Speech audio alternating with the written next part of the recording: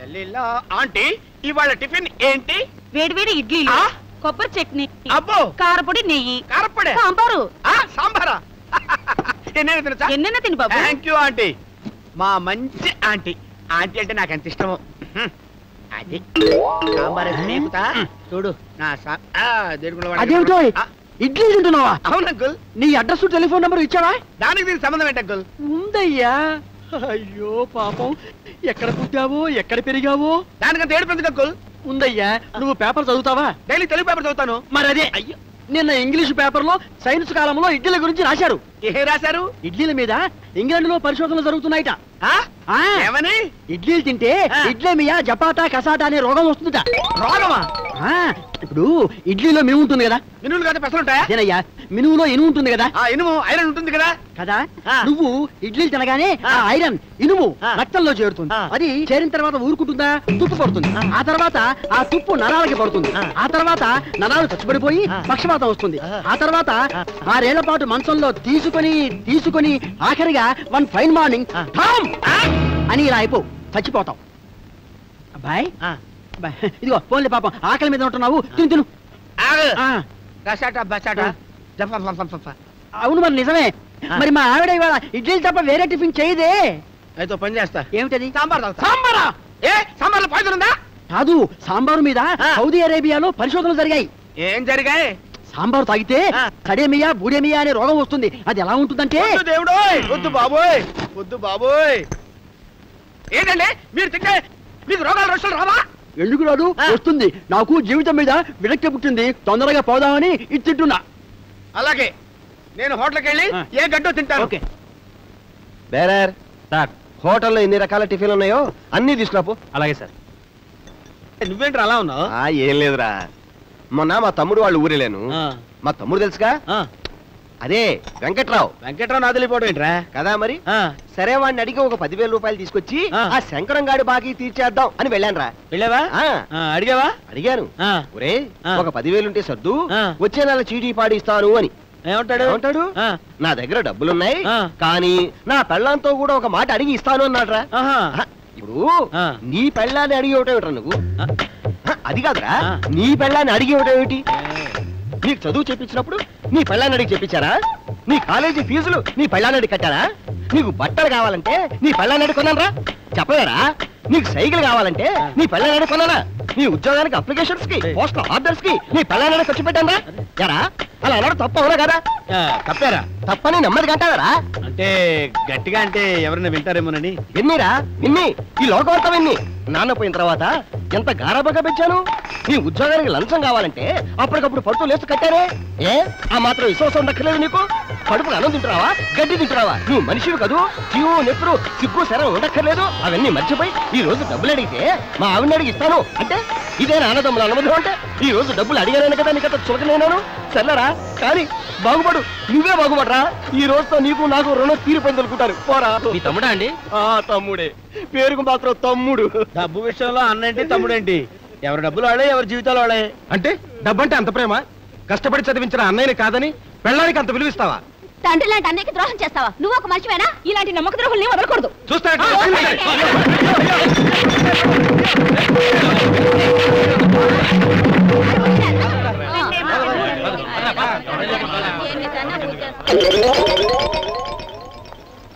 ఏమండి, ఇక్కడ మావాడు ఉండాలి. బ్రహ్మం, ఒరే బ్రహ్మం, బ్రహ్మం. నేను ఎక్కడే ఉన్నాను రా. నువ్వా? ఏమిట్రా గంటనే మేకప్ మార్చేసా? నీ బొంద దరిద్రుడా. చుట్టూ ఉన్నోళ్ళు పిచ్చి కొట్టారు. కొట్టారా?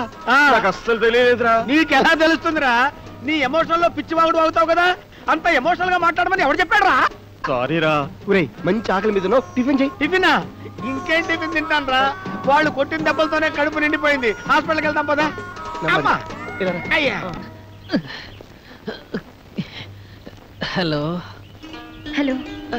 అబ్బా, అమ్మా, అబ్బా. ఏమిటండి, ఏమైంది? నా షూ సైజు 9 అండి, కానీ కష్టపడి 7 నెంబర్ షూ వేసుకుని 1 గంట నుంచి నడుస్తున్నానండి. అబ్బో, మీ షూ సైజ్ 9 అయితే 7 నెంబర్ షూ వేసుకోవడం ఎందుకు? అలా అడగండి చెప్తాను. మధ్యతరగతి జీవితాల్లో అన్ని కష్టాలే కదండి. అందుకని అసలు సుఖం అంటే ఎలా ఉంటుందో, పైసా ఖర్చు కాకుండా ఆ సుఖం ఎలా దొరుకుతుందో చెప్పమని మా ఫ్రెండ్ని అడిగాను. వాడు ఈ సలహా ఇచ్చాడు. సైజు కాని షూస్ వేసుకుని ఓ గంట నడిచిన తర్వాత షూస్ విప్పు, సుఖం అంటే ఏమిటో నీకే తెలుస్తుంది అన్నాడు. ఏం సుఖం అండి, చాలా సుఖంగా ఉందండి. అమ్మో, ఎంత హాయి, ఎంత హ్యాపీనెస్. నా జీవితంలో ఇంత సుఖం ఎప్పుడు ఎరగను. వారండి, మీకు ఎగతాళిగా ఉంది కదా? అంతేలేండి. బరువులా బాధ్యతలా?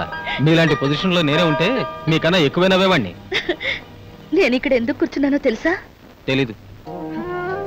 మా ఇంట్లో అమ్మ వాళ్ళు సినిమాకి వెళ్దామన్నారు. తీరా బయలుదేరే ముందు చూసుకుంటే ఒక టికెట్కి డబ్బు తక్కువైంది. ఎవరిని వద్దనగలను? నాకు ఆఫీస్లో ఓవర్ టైం డ్యూటీ ఉందని అబద్ధం చెప్పి నేనే మానేశాను. వాట్ మిస్టర్, ఫ్రెండ్షిప్ చేయనిచ్చానని అడ్వాన్స్ అయిపోయి నా మీద కలలు కంటావా? డైరెక్ట్ గా డూయట్ కూడా పాడిస్తావా? How dare! ఫ్రెండ్షిప్ లో నువ్వు నాకు నచ్చావు. నిన్ను ప్రేమించాను, ఆరాధించాను, పెళ్లి చేసుకుందామని కూడా అనుకుంటున్నాను. అఫ్ కోర్స్ వన్ సైడ్ లవే కావచ్చు. నా ఇష్టం వచ్చినట్టు ఊహించుకుంటాను, లవ్ చేస్తాను, డ్యూయట్లు పాడుకుంటాను. అంత మాత్రం చేత నన్ను కొడతావా? నేను తిరిగి కొట్టనను కదూ నీ ఉద్దేశం? 1 2 అమ్మో, అమ్మా, అమ్మా, ఏమిటి బావా దవడ పగల కొట్టా? లవ్ ఏంటి? I love you darling. అమ్మో, బావకేదో దయ్యం పట్టినట్టుంది. I love you Shanti. I love you so much. I love you darling. Hello Venkatesa. Hello. ఏమిటయ్యా ఇంగ్లీష్ లో ఆడుకుంటున్నావు? ఏం చేస్తాను తల్లి, అన్నగారు పోయాక తెలుగుదేశంలో తెలుగులో ఆడుకుంటే ఓట్లు రావు, నోట్లు రావు. ఆడపిల్లల్ని కన్నా అనాథయమని తండ్రి ఇంకోటనే కదా ముష్టి ఏంటిది? బెగ్గింగ్ అమ్మా, గౌరవంగా దర్జాగా అడుక్కుంటున్నాను. అంత కర్మ నీకేంటి నాన్న? ఇంటికి వెళ్ళమ్మా, నీకే తెలుస్తుంది. ముందు నువ్వు ఇక్కడి నుంచి వచ్చాయి. మిడ్ నైట్ ఏ టైములో స్వామి స్టెప్స్ అన్ని దిగి వస్తువు. గిరి, ట్యూషన్కి వెళ్ళలేదా? ట్యూషనే కాదు, కాలేజీ కూడా మానేశాను. ఏ? హోటల్లో కప్పులు కడుక్కుందామని. ఏమిట్రా, ఏమైంది నీకు? లోపలికి వెళ్ళు, నీకే తెలుస్తుంది. ఏ లత, టైప్ రైటింగ్ క్లాస్కి వెళ్ళలేదంటే? ఇక నుంచి కుట్టు పనికి వెళ్దాం అనుకుంటున్నాను. నీకేమైందే? లోపలికి వెళ్ళు, నీకే తెలుస్తుంది. ఏంటమ్మా, నాన్న తమ్ముడు చెల్లయ్య అంతా అదోలా మాట్లాడుతున్నారు? నానోడితో ఎందుకు చెప్పిస్తావు? వాళ్ళని అడుగు. ఇప్పటికే టెన్షన్ తో చేస్తున్నాను. విసిరించిన విషయం ఏమిటో చెప్పు. అతను నిన్ను లవ్ చేస్తున్నట్టు కదా? పెళ్లి కూడా చేసుకుంటావట కదా? నువ్వు పెళ్లి చేసుకుని ఇంట్లోంచి వెళ్ళిపోతే మా బతుకులు ఇంతే కదా. ఎందుకైనా మంచిదని ఇప్పటి నుంచే ప్రాక్టీస్ చేస్తున్నాం. ఎవరతను? ఎవరో ఆనందటమ్మా ఇంటికి వచ్చి కానీ కట్నం లేకుండా నిన్ను పెళ్లి చేసుకుంటాను అని అడిగాడు. నా మట్టుకు నాకు చాలా సంతోషం వేసిందమ్మా.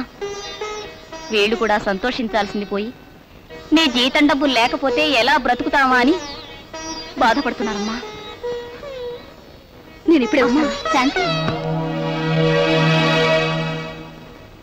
ఆడపిల్ల అన్నాక చక్కగా ఉద్యోగం చేసి కుటుంబాన్ని పోషించాలి గాని ఈ పెళ్లిళ్ళు ఏమిట్రా, ఎక్కడ చూడలేదు. ఎవరు కావాలమ్మా? ఆనంద్. ఏం పని? అతన్ని పిలవండి, చెప్తాను. అన్నయ్య, అన్నయ్య. హే శాంతి, నువ్వా? ఎందుకు అక్కడే నిలబడ్డావు? రా, ప్లీజ్ కమ్ ఇన్. మీ నాన్నగారు రోడ్ల మీద అడుక్కుంటుంటే మీరు చూడగలరా? మీ తమ్ముడు చదువు మానేసి హోటల్లో కాఫీ కప్పులు కడుగుతుంటే మీరు చూడగలరా? మీ అమ్మగారు కూలి పనికి వెళ్తుంటే మీరు భరించగలరా? శాంతి, నేను పెళ్లి చేసుకుంటే మా నాన్న అడుగు తినాలి, తమ్ముడు కాఫీ కప్పులు కడగాలి, చెల్లెలు కుట్టు పనికి వెళ్ళాలి, అమ్మ కూలి పని చేయాలి. అర్థమైందా? నా పెళ్లి బజాలు వాళ్ళ చావు మేళాలు కాకూడదు. That's all. Good bye. Shanti, direct గా మిమ్మల్ని అడగడం కంటే పెద్దవాళ్ళని అడిగితే బాగుంటుందని అలా చేశాను. ఐఎమ్ సారీ శాంతి. ఇందులో మీ తప్పేమీ లేదు. మా వాళ్ళ కోసం ఎన్నో పెళ్లి సంబంధాలు నా అంతట నేనే చెడగొట్టుకున్నాను. అలాంటిది వాళ్ళకు చెప్పకుండా పెళ్లి చేసుకుంటానని, వాళ్ళని దిక్కులేని వాళ్ళని చేస్తానని వాళ్ళు ఊహించుకోవడం నేను ఊహించలేకపోయాను.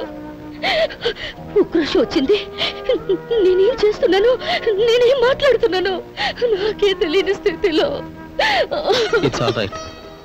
నాదో చిన్న ప్రపోజల్.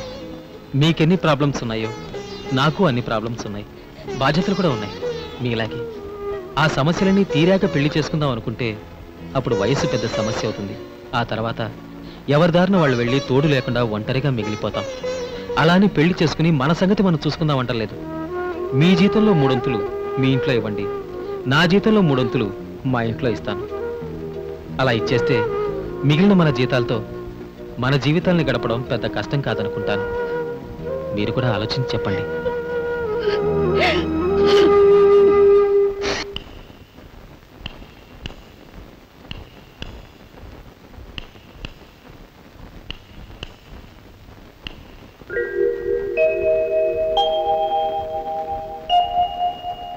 నాన్న, అమ్మా, తమ్ముడు, చెల్లాయ్,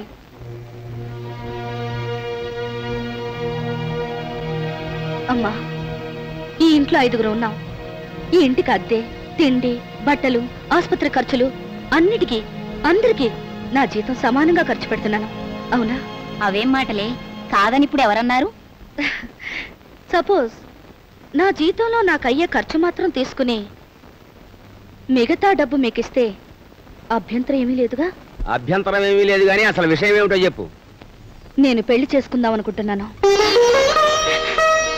నా తల్లి, నా తల్లి, ఎంతటి శుభవార్త చెప్పావమ్మా. నాన్న, నేను పెళ్లి చేసుకున్నంత మాత్రాన నువ్వు అడుక్కోనక్కర్లేదు. నా జీతంలో ఒక వాటా నీదే. నిజంగా నిజంగా ఈ ఆనందాన్ని తట్టుకోలేకపోతున్నానమ్మా. నా బంగారు తల్లి. తమ్ముడు, నిన్ను ఇంజనీరుగా చూడాలని కలలు కన్నాను. నేను బ్రతికుండగా నువ్వు కాఫీ కప్పులు కడగాల్సిన అవసరం రాదురా.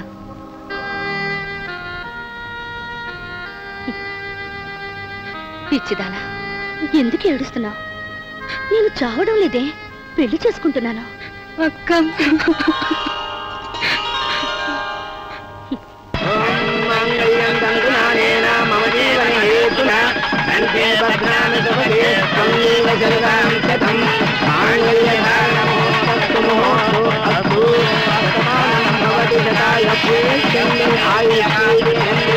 ప్రతిష్టతి